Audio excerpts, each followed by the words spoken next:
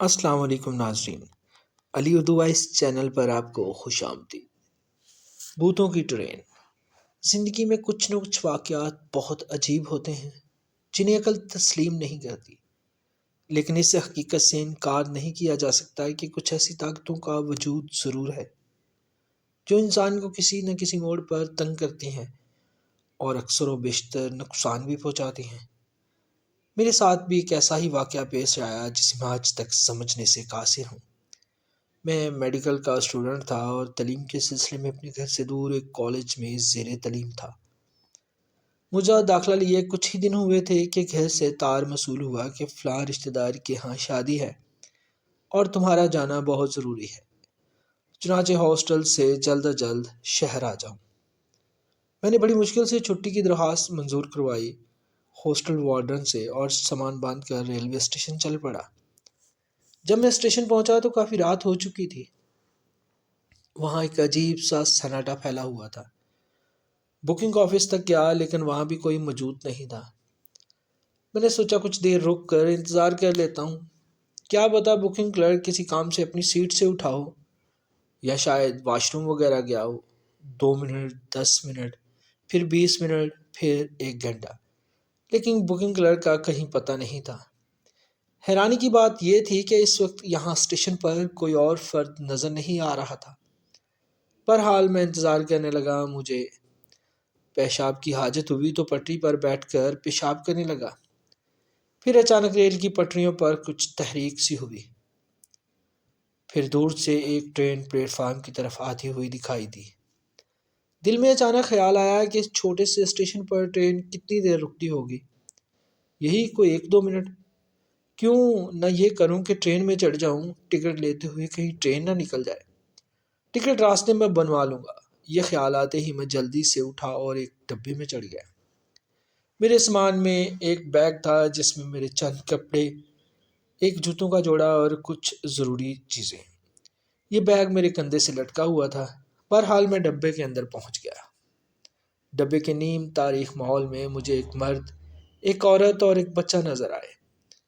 مجھے دیکھ کر مرد نے برا سا منہ بنایا تھا، جبکہ عورت جو سویٹر بننے میں مصروف تھی، ہاتھ روک کر مجھے ایک نازیبا اشارہ کیا۔ میں نے مرد سے مخاطب ہوتے ہوئے کہا، جناب بھائی اگر آپ کی اجازت ہو تو میں یہاں پر بیٹھ سکتا ہوں؟ مرد نے بڑی ناگواری سے سر ہلا دیا، جس سے صاف ظاہر ہوتا تھا کہ میں ان دونوں کے درمیان بے وقت دخل اندازی کر رہا ہوں۔ اور پھر دل با ناساختہ مجھے جہاں بیٹھنے کی اجازت دی گئی، میں ان دونوں کے درمیان میں بیٹھ گیا۔ مرد نے ایک اخبار نکال کر منہ کے سامنے کر لیا اور اسے پڑھنے کی ناکام کوشش کرنے لگا۔ ناکام کوشش کا لفظ میں نے اس لیے یوز کیا کہ نیم تاریخ ماحول میں اخبار پڑھنا مشکل کام ہے، اس لیے وہ ناکام کوشش ہی کر رہا تھا اس اخبار کو پڑھنے کی، جبکہ عورت دوبارہ اپنے کام میں مصروف ہو گئی۔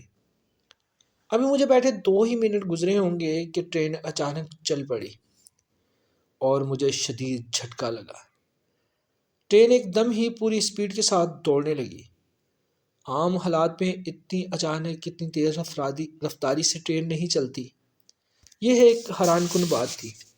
ٹرین اسٹیشن سے پہلے آہستہ آہستہ نکلتی ہے، پھر سپیڈ پکڑتی ہے۔ میں شدید حیرانی کے عالم میں ادھر ادھر دیکھ رہا تھا، جبکہ مرد، عورت اور بچہ بالکل اطمینان سے بیٹھے ہوئے تھے۔ ان کے ہاتھوں میں پکڑی ہوئی چیزیں بھی اپنی جگہ پہ ساکن تھی۔ ایک دم سے جب سپیڈ بڑھتی ہے تو پڑی ہوئی چیزیں دائیں بائیں ہو جاتی ہیں، ہاتھوں سے گر جاتی ہیں۔ جس طرح میں اپنی جگہ پہ بیٹھا تھا اور مجھے ایک شدید جھٹکا لگا۔ بہرحال میں اپنی جگہ پر خاموشی سے بیٹھا رہا۔ پھر بچے نے اپنے سامان میں سے ایک گیند نکالی اور اس سے کھیلنے لگا۔ ماں نے ایک بار پھر ہاتھ روک کر بچے کی طرف دیکھا اور بولی، شانی بیٹا اسے رکھ دو سامان میں واپس، کھیلنے دو اسے، کوئی بات نہیں۔ مرد نے عورت کی طرف بھاری آواز میں دیکھ کر کہا اور عورت خاموش ہو گئی۔ میری آنکھوں میں نیند کے ڈورے تیرنے لگے۔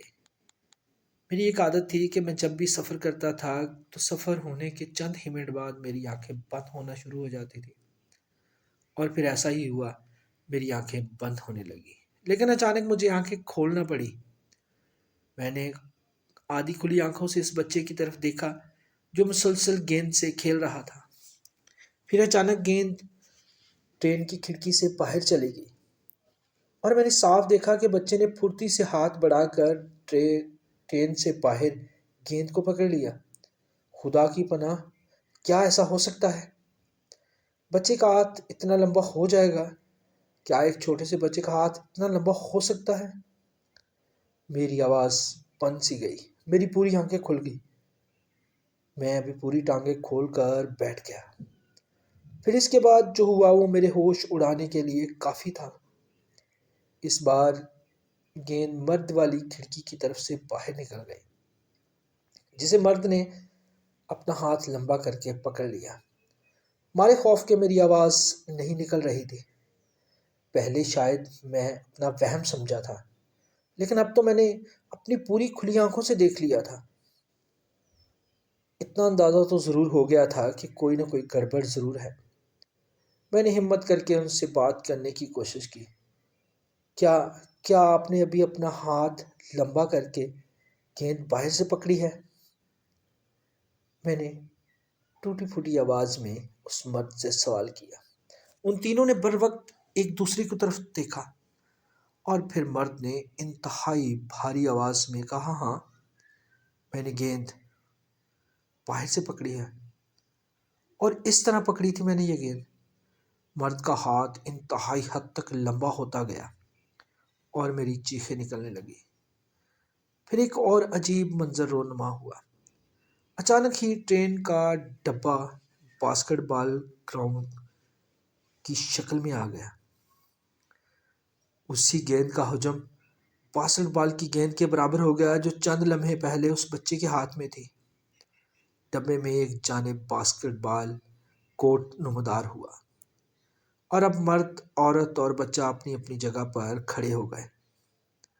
ان کے ہاتھوں میں موجود چیزیں انہوں نے سیٹوں پر رکھ دی۔ پھر انہوں نے باسکٹ بال کے کھلاڑیوں کی طرح پوز بنانے اور عجیب و غریب کھیل شروع کر دیا۔ وہ تینوں ڈبے میں باسکٹ بال کھیل رہے تھے۔ وہ میرے وجود سے آر پار گزر رہے تھے۔ ان کا وجود دھوئیں کے علاوہ اور کچھ نہیں تھا۔ وہ جب میری طرف آتے تو میں ایک سائڈ پہ ہونے کی کوشش کرتا، لیکن جب وہ مجھ سے ٹکراتے تو مجھ سے کوئی چیز نہ ٹکراتی، بس وہ میرے جسم کے آر پار جا رہے تھے۔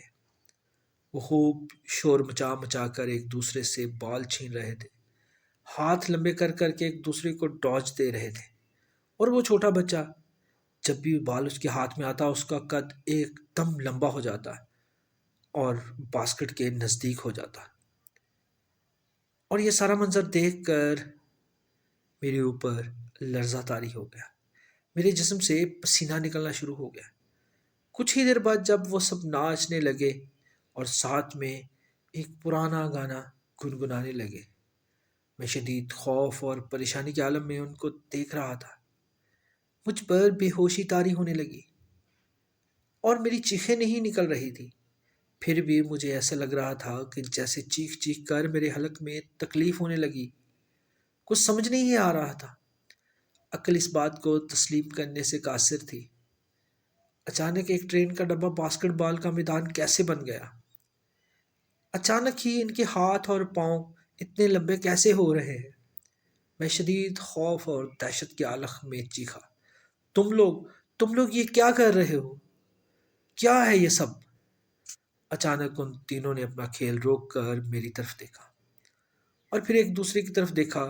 پھر مرد نے مجھ سے کہا، چپ چاپ بیٹھ جاؤ، ہمارے کھیل میں اور ہمارے انجوائے کو ڈسٹرب نہ کرو۔ میں کچھ پوچھ رہا ہوں تم لوگوں سے۔ بکواس بند کرو لڑکے اور سیدھی طرح بیٹھے رہو۔ اور ساتھ ہی پھر دوبارہ انہوں نے اسی گانے کو گنگنانا شروع کر دیا۔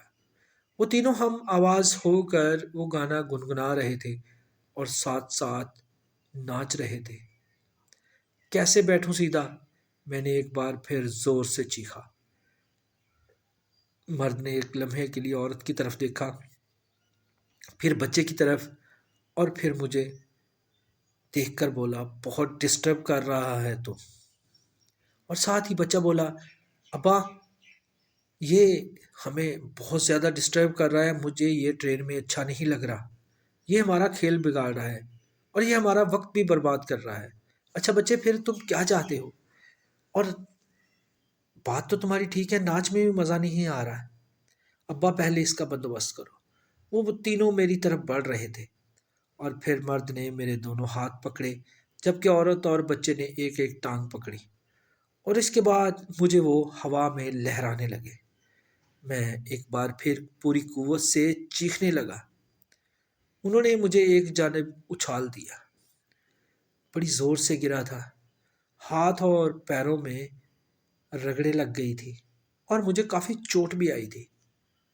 اندازہ ہوتا تھا کہ کسی بہت زیادہ کھردرے یا پتھریلے فرش پر مجھے پھینکا گیا ہے۔ پھر 3-4 منٹ تک میں اسی طرح پڑا رہا، میرے جسم سے پانی کی طرح پسینہ بہہ رہا تھا، میری آنکھیں بند تھی خوف کی وجہ سے۔ اس کے بعد میں نے آنکھیں کھولی تو ایک بار پھر مجھ پر حیرانی کا دورہ پڑا۔ میرا وجود پلیٹ فارم کی زمین پر پڑا ہوا تھا۔ میں اپنی جگہ سے اٹھا، کپڑوں کو جھاڑا اور پھر پلیٹ فارم کے اندرونی حصے کی طرف دوڑ لگا دی۔ وہی رات کا وقت تھا اور ماحول پر وہی خاموشی طاری تھی۔ اندر پہنچ کر بکنگ آفس کے سامنے سے گزر کیا رہا تھا، دوڑ رہا تھا۔ اچانک میری نظر بکنگ کلرک پر پڑی، میں بے اختیار اس کی طرف لپکا۔ میں نے بکنگ کلرک کو مخاطب کرتے ہوئے کہا سر، مجھے ٹرینوں کا شیڈول چاہیے، مجھے ٹرینوں کے شیڈول کا پتہ نہیں ہے۔ آپ نے کوئی بورڈ وغیرہ بھی نہیں لگایا، جبکہ ہر اسٹیشن پر شیڈول بورڈ ہونا چاہیے۔ بکنگ کلرک نے حیرانی سے مجھے اوپر سے نیچے تک دیکھا، پھر بولا پہلے آپ یہ بتائیں کہ آپ کس سے لڑ کے آئے ہیں؟ یہ آپ کے بال، آپ کے کپڑے سارے گرد سے لپٹے پڑے ہیں، آپ کی کونیوں سے اور ہاتھوں سے خون بھی نکل رہا ہے۔ جناب بس آپ جیسے کچھ لوگوں کی مہربانی ہے، لیکن آپ اس وقت مجھے صرف یہ بتائیں کہ ٹرینوں کا شیڈول کیا ہے۔ جی مجھے ابھی یہاں سے نکلنا ہے، پلیز مجھے شیڈول بتائیں۔ بکنگ کلرک نے مجھے ٹرینوں کا شیڈول بتاتے ہوئے کہا جناب شیڈول کے مطابق رات کو اس وقت اس اسٹیشن پر کوئی ٹرین نہیں گزرتی۔ جی؟ میں نے حیرانی سے کہا جی ہاں، آپ صبح 11 بجے سے پہلے یہاں سے روانہ نہیں ہو سکتے۔ کیا مطلب ہے آپ کا؟ بھائی میں صحیح کہہ رہا ہوں، رات کی کوئی ٹرین ہے ہی نہیں۔ ہاں 4 سال پہلے ایک ٹرین ضرور یہاں سے چلی تھی جو رات میں یہاں پر رکتی تھی، لیکن پھر اس اسٹیشن سے تھوڑے ہی فاصلے پر کچھ لوگوں نے اس ٹرین کے ڈبے پر حملہ کر دیا۔ ایک انجن اور کچھ بوگیوں سمیت وہ ٹرین انہوں نے جلا کر تباہ کر دی۔ پوری ٹرین تباہ ہو گئی، بڑے لوگ مرے تھے۔ بس اس واقعے کے بعد کوئی ٹرین رات میں یہاں نہیں رکتی۔ بکنگ کلرک اپنی کہہ رہا تھا اور میں خوف کے عالم میں سوچ رہا تھا، واقعی یہ اصلی ٹرین نہیں تھی، بلکہ وہ بھوتوں کی ٹرین تھی، اور میرے منہ سے بے اختیار نکلا وہ میرے خدایا میں نے بھوتوں کے ساتھ سفر کیا۔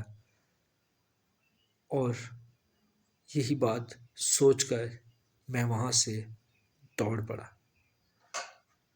ناظرین، اس کہانی کو آج سے 60 سال پہلے گزرے ہوئے وقت میں میرے ساتھ پیش آیا تھا۔ آج بھی یہ واقعہ میری آنکھوں کے سامنے اس طرح ہے جیسے کل کی بات ہو، اور میں اپنے آپ کو خوش قسمت تصور کرتا ہوں کہ میں نے بھوتوں کا باسکٹ بال کا میچ بھی دیکھا اور ان کے ساتھ سفر بھی کیا بھوتیا ٹرین میں۔ ناظرین، آپ کو کہانی کیسی لگی اپنی رائے ضرور دیجیے گا۔ اگر کہانی اچھی لگی ہے تو ویڈیو کو لائک اور شیئر کیجیے گا۔ اگر آپ نے چینل کو ابھی تک سبسکرائب نہیں کیا تو چینل کو سبسکرائب کر لیجیے تاکہ ہر نئی آنے والی ویڈیو کا نوٹیفیکیشن بر وقت آپ کو مل سکے۔ ملتے ہیں انشاءاللہ اگلی کہانی میں۔ اللہ حافظ۔